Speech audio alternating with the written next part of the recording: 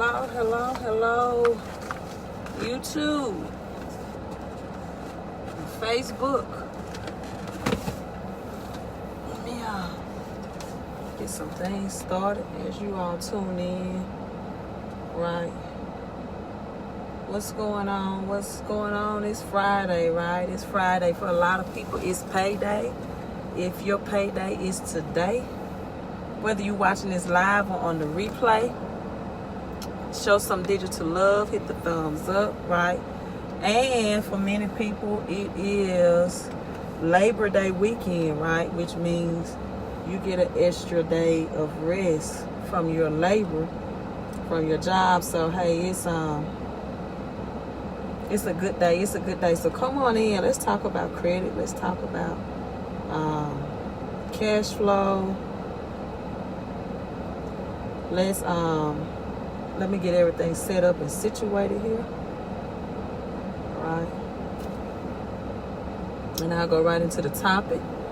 How you all doing? Whether you're watching this live or on the replay, hit like and hit share. Hit like and hit share. Let's get your credit up. I was listening to 𝐹𒾃𝓃𝒶𝓃𝓁𝓁, and that's why I really wanted to go live. Listen to 𝐹𝒾𝓃𝓃𝓁𝓁. Hello. Share this message this morning, actually. And he was discussing how the rich, or he was interviewing on how the rich use credit to get rich, right? Thank you. Happy Friday to you. Happy Friday to you too. Happy Friday to you. I was saying as I was logging on, it's a Saturday, Sunday, Monday, 3-day weekend for a lot of people. So they're happy, right? 3-day weekend and it's payday. So don't spend your money all at the same time. But I was on the phone with someone this morning. And I told her, right, because I do two things in life that I enjoy. Number one, let's set this down. Number one, I do credit and cash flow consulting. And two, I work also, or I'm in the public school system, right? And so I coach. Everything I do in life is centered around strategizing and perfecting your life, your livelihood, living a better life, right? For example, I told the young ladies that I coach today that sometimes we have some distractions somewhat for them, and I noticed the change of their character because sometimes when we're in the gym and we're practicing basketball, we'll have a large class to come through, right? And they would totally, we'll have the gym and everything could be quiet and peace, and then when the noise and the crowd comes through, they totally get distorted. And I told them, I said, look, you can't get distorted or unfocused when the class come through. I said, I noticed that we do that a lot of times. And I said, now when you play games, right, you're going to have, there's going to be noise, there's going to be hollering, it's going to be the opposing team going against you, your fans, your parents, your friends pulling for you, telling you what to do. I'm telling you what to do as the coach. A lot of people you're trying to listen to. And in the meantime, you're trying to stay focused to the game plan. And so as I told them, such is life. 1 minute as me as a coach, I'm clapping you, I'm cheering you on. And the next minute, I may be yelling or aggressive, right, concerning a decision you did or did not make, or something that you could or couldn't do better. And I ended there by telling them, such is life, right? Such is life. That's how life works, right? 1 minute you're healthy, you're doing good. A child is born, and we're celebrating the birth. And then from one day to the next, a tragedy can happen in the family, and you can be mourning over death, right? And that's how life works. And I tell them that's why I love coaching basketball, because the scenarios that are applicable in this sport are applicable, or such as life is applicable to life as well, right? And so in life, you got to have strategies You got to have strategies, right, to be successful. And you have to know how to deal with different issues as they come. So let's talk about your financial fitness, right? I'm on my way to work on my physical fitness, and I'm on my way to the gym. But let's take this Friday, right, to talk about your financial fitness Friday. So if you're watching this live or you're watching this in the replay, I want you to comment Financial Fitness Friday, right? Financial Fitness Friday. So back to what I was listening to and being educated on this morning, that during the crash or during the recession, right, Robert Kiyosaki interview, he expressed that the rich love recession, right? The rich love recession. He says because everything goes on sale. You can get everything at a discounted price.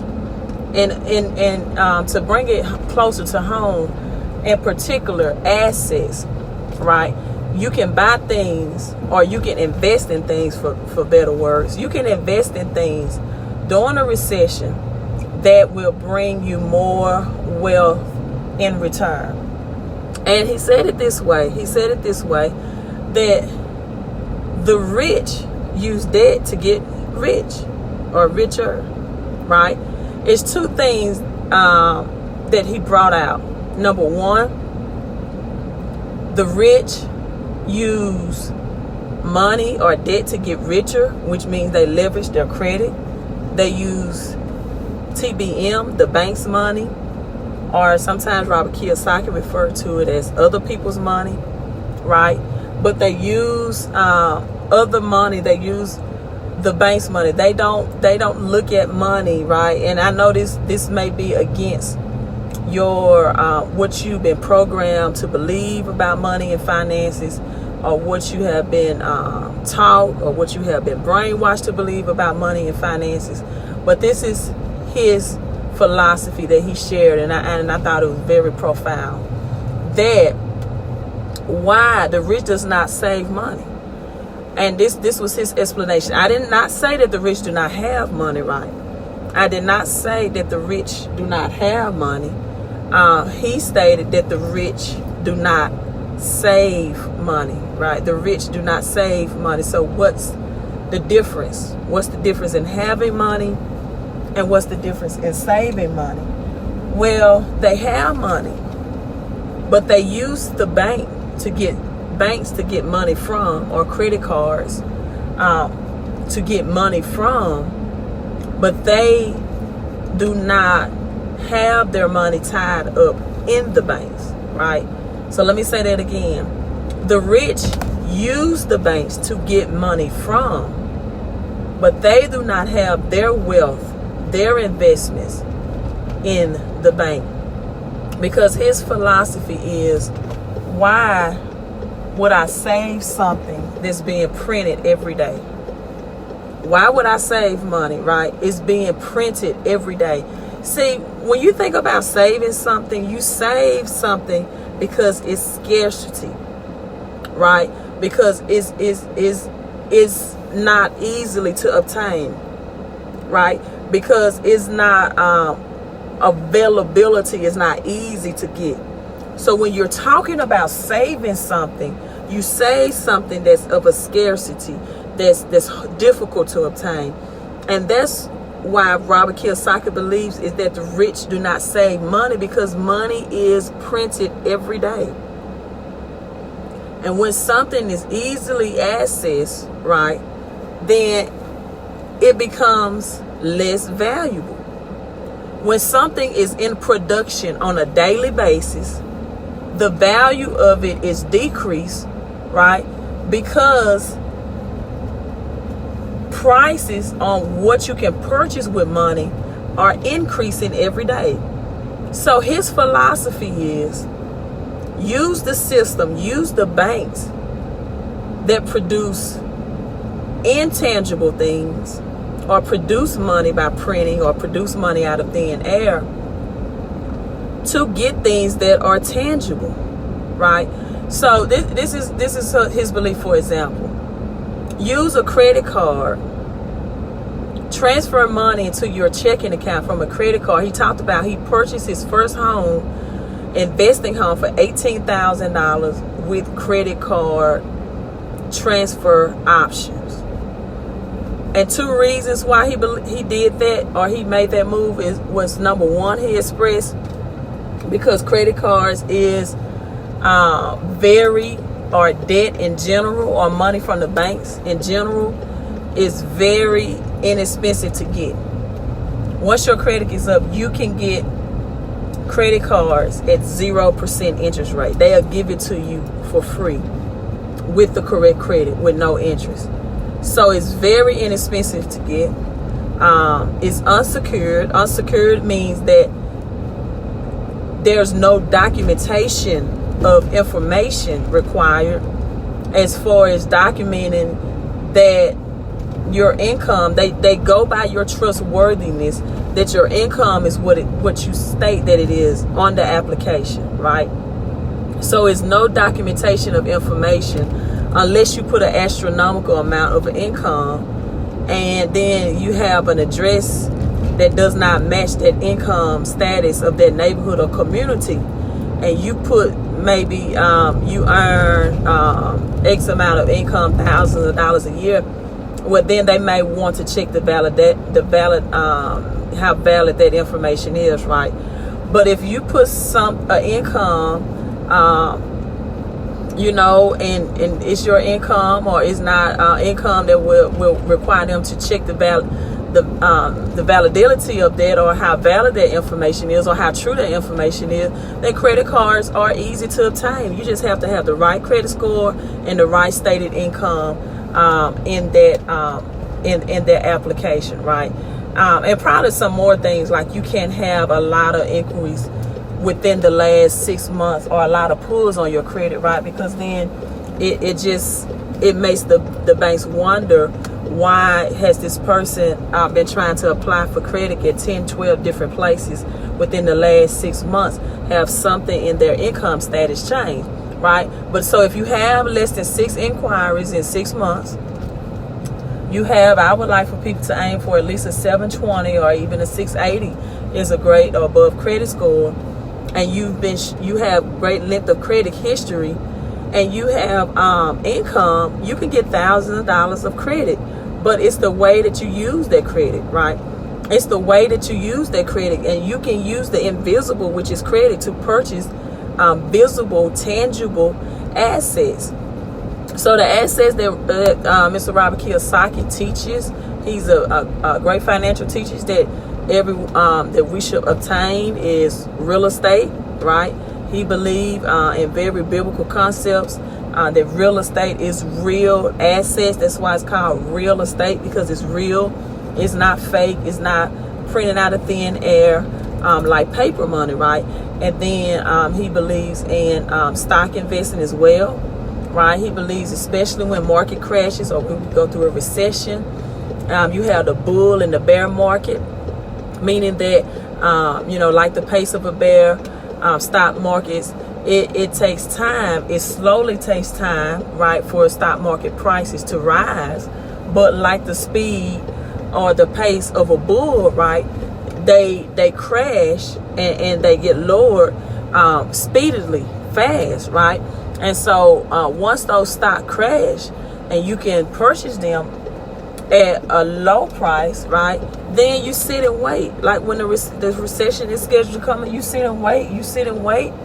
And you wait for them to bear their way back up. You wait for them to increase in pricing, right? And so if those are things that you're studying, or you're preparing yourself to study, or you're taking classes on about stock investing or real estate investing, so that you can have increased cash flow in your life, the foundation of all of that begins and ends with your credit. Because again, the rich do not use their money. They do not save money, and they do not use their money to make money. They use the bank's money, right? They use OPM, other people's money, and they leverage that.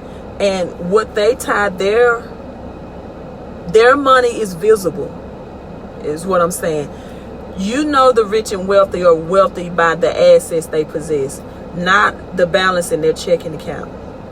Not the balance of their checking account. And so I was speaking on the phone today, and again I was speaking with a friend, and they reminded me that today was the paycheck or payday, you know, from the job. And I honestly, I have no idea. I usually be clueless, and I wasn't like this 2 or 3 years ago. I knew exactly how many days before payday was coming. I knew exactly what day that the paycheck would hit. I wake up every day, and I'm good to know what day of the week it is now, because I'm walking in purpose. I very seldom know the date, right? But I keep up with the days of the week. I know, and my paycheck from my job is really just a deposit for what I do when I teach and I coach. Because teaching and coaching is something I would do voluntary. It's something I would do without a cost, and that's just the way I look at it. But even in my job now, it allows me to walk in purpose outside of doing strategies for millennials or young adults. It allows me to exercise my business skills, to fundraise, to network, to partnership with businesses to sponsor the basketball program. It allows me to use my creative mind to create designs and concepts. A lot of like what I do with the t-shirts now. Let me show you all this while I'm speaking of that. With women's group, my job, I do all of this for basketball as well. And so, yeah, I'm still at that point where I wake up every day.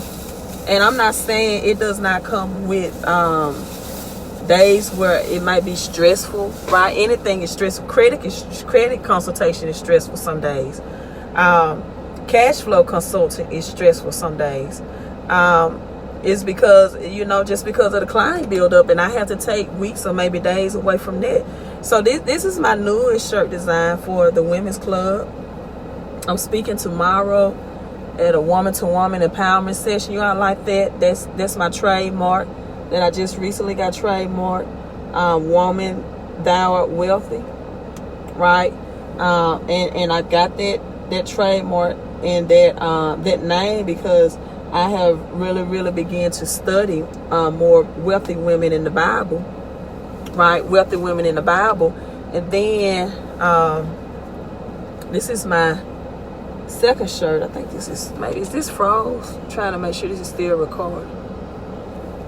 Make sure this is still recording.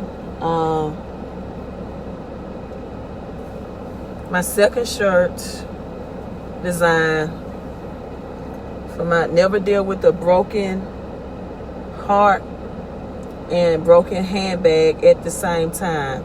Ladies, that's secure the bag. Secure the bag, because I know that mostly time women more so financially and emotionally deal with death or divorce. It's two things that will end any good relationship, people, and it's nothing we can do to stop them. Divorce, sometimes we can't stop them or prevent them, but there are two things that can ultimately end a relationship, even the best of relationships, and that's either death or divorce, right? And so, I'm teaching women to secure the bag, to be prepared for the outcome. I always look at the end game, right? Just like I coach my basketball players with your financial life. I always look at the end game, right? Because you got to envision the end game, because life happens. And so I got these ideal and concepts from wealthy women in the Bible, like in the book of Acts of Lydia. And then we have the woman that's like the queen of our wealth and business women in the Bible. You have the virtuous woman from Proverbs 31. You got the virtuous woman. And then in 2 Kings chapter 4, you have two women. One woman, after the death of her husband, used credit to borrow and transition into wealth, right? Because the death, that's why I said never deal with a broken heart and broken handbag both at the same time. So through the death of her husband, she leveraged credit to to live a rich lifestyle. And then you had the second king's woman later on in chapter 4. There was a wealthy woman as well, and she was a married wealthy woman, and she built a room in her house for Elijah. She had generational wealth. Her wealth was passed down from her family, and that's all in 2 Kings chapter 4. And so and that's why I totally forgot today was payday, payday on my job. So that's why I teach people all the time, right? Because another thing why I'm still at my job full time is because I want to teach millennials. I want to have my own school of teaching millennials credit and cash flow principles, so they won't leave college or get a college degree or suffer through life without having a head start. So they won't leave college with 1 foot on the grave or 1 foot on the banana peel, thousands of dollars in student loan debt. And now it's stopping them from getting approved for an apartment. It's stopping them from getting approved for homes, stopping them getting approval for better vehicles. And now they don't have a job in many cases to match their debt. So, hey, be financially fit. Stay tuned with me. I did take off some days for credit and just to work with my now clients. But if you want credit help, right, you want to get on the pathway to good credit so you can learn how to use your credit to create more cash flow, right, and use the bank's money, right, to get on your pathway so you can forget about payday, so you can forget it's payday from your job, so you can stop living paycheck to paycheck.